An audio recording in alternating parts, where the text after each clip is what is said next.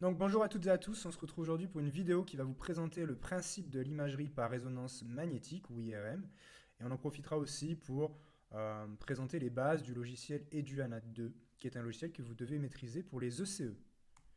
Donc l'imagerie par résonance magnétique anatomique permet de visualiser les structures de l'encéphale notamment pour détecter la présence éventuelle de lésions qui auraient pu être causées à la suite d'un AVC. En ce qui concerne le fonctionnement, on fait donc passer un patient dans l'appareil et on va appliquer un champ magnétique grâce à un aimant qui tourne au sein de l'appareil.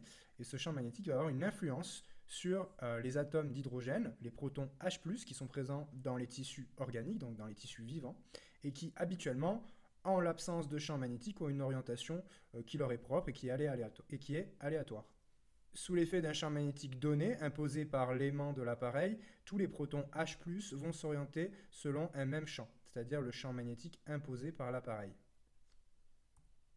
Puis, dans un second temps, l'appareil va lancer des impulsions, c'est-à-dire des impulsions magnétiques d'orientation bien déterminée et de manière transitoire, c'est-à-dire de manière éphémère. Tous ces protons H+ vont alors s'orienter selon le champ magnétique imposé par ces impulsions. Donc ici, vous avez les petites flèches orange qui matérialisent le fait que tous les protons H+ vont changer d'orientation pour suivre l'orientation du champ magnétique imposé par cette impulsion.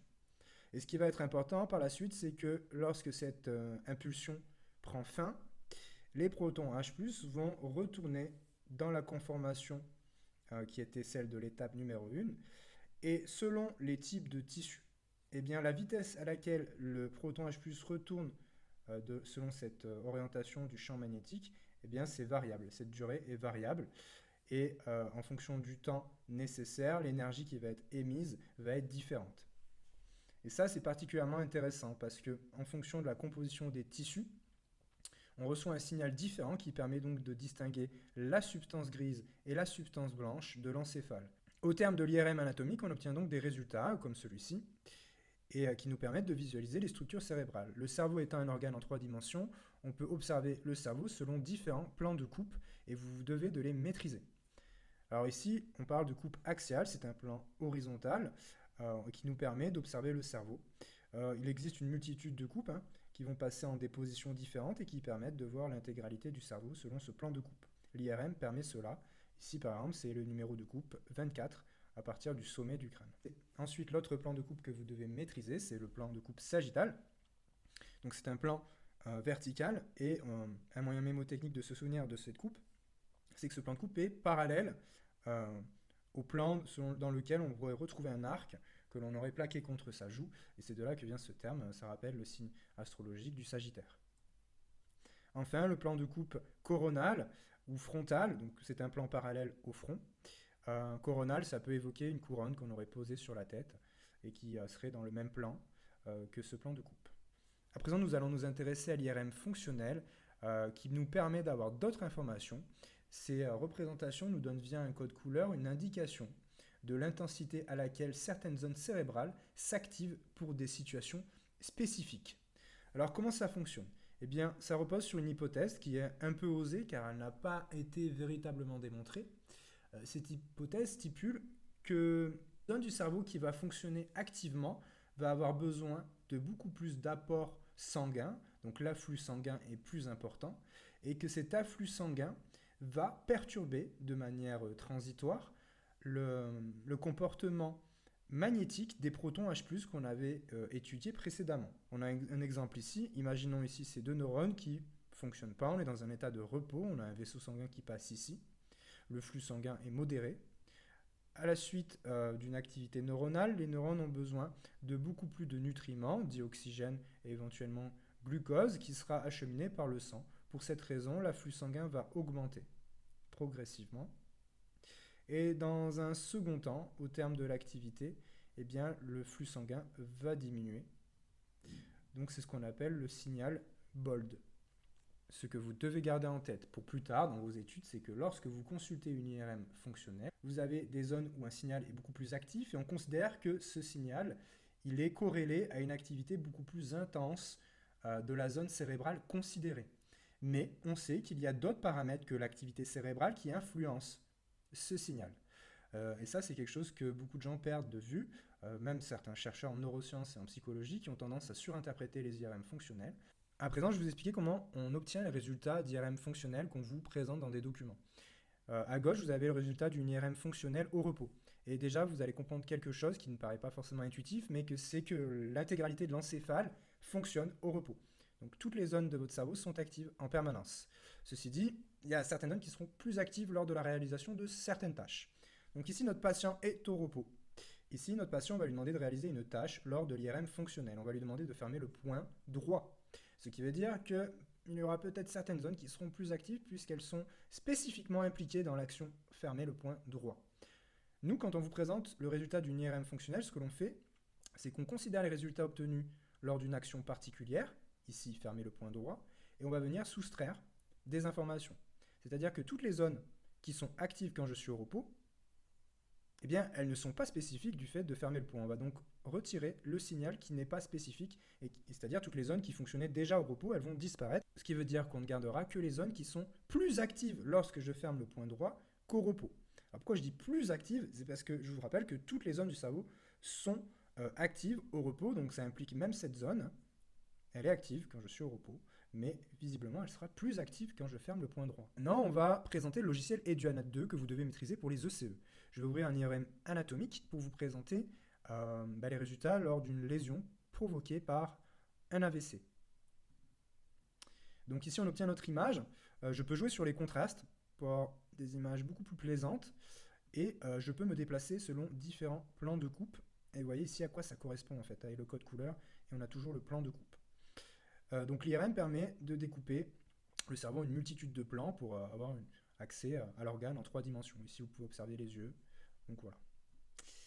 Imaginons qu'il y ait cette zone qui m'intéresse, qui est plus sombre qu'habituellement, donc c'est le résultat d'un AVC, et que je veux voir cette zone selon le plan sagittal et coronal, parce que là je suis sûr, quand je me balade ici, je me déplace uniquement selon un plan de coupe.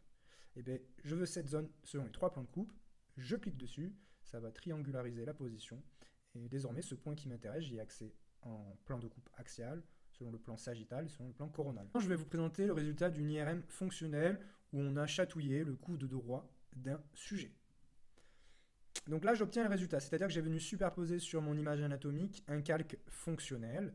Le calque fonctionnel, c'est-à-dire que via un code couleur, je vais pouvoir repérer les zones qui sont spécifiquement plus actives lors de la réalisation de la tâche. Alors ici, en l'occurrence, on a fait subir quelque chose au patient, à savoir toucher son coude droit. Ça permet d'étudier les zones qui sont impliquées dans la sensibilité tactile de cette partie du corps. Donc ici, on a une notion de seuil. Ça veut dire quoi? Eh bien, ça veut dire qu'est-ce qu'on va considérer comme étant un signal significatif. Si le seuil est très bas, on considère qu'une zone qui est activée faiblement est digne d'intérêt. Dans ce cas-là, vous avez tout qui est coloré, puisque je vous rappelle que l'intégralité du cerveau fonctionne en permanence. On va pouvoir se balader, tac, tac, tac. Hop, là j'ai une zone qui est particulièrement active, je suis sur des couleurs chaudes.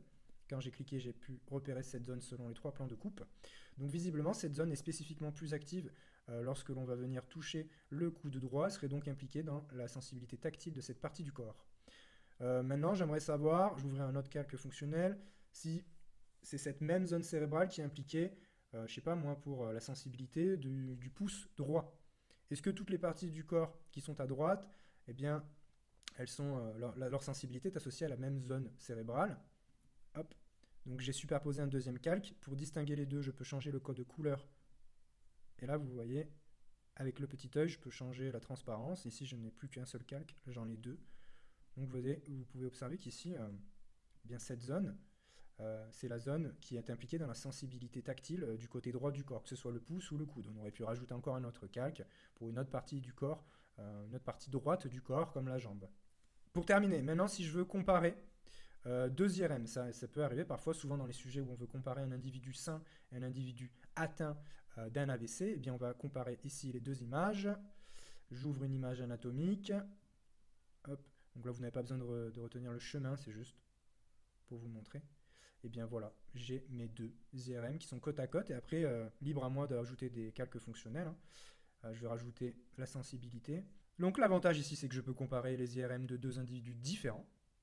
Si je souhaite comparer deux IRM fonctionnels sur un même individu, je peux faire ce que j'ai fait précédemment, c'est-à-dire superposer plusieurs calques les uns sur les autres et utiliser des codes couleurs différents. Ça me permettra de voir est-ce que selon deux tâches différentes, j'ai des zones cérébrales qui sont activées de la même manière ou de manière différente. Tout à l'heure, je vous rappelle qu'on a découvert ensemble que la sensibilité de la partie droite du corps était associée à une zone cérébrale unique qu'on a pu identifier. Pour conclure, l'imagerie par résonance magnétique est une technique de visualisation de l'anatomie de l'encéphale. On peut ajouter des calques fonctionnels pour visualiser les zones cérébrales qui sont plus actives dans certaines situations. Et l'objectif, c'est donc de déterminer quelle zone cérébrale assure quelle fonction.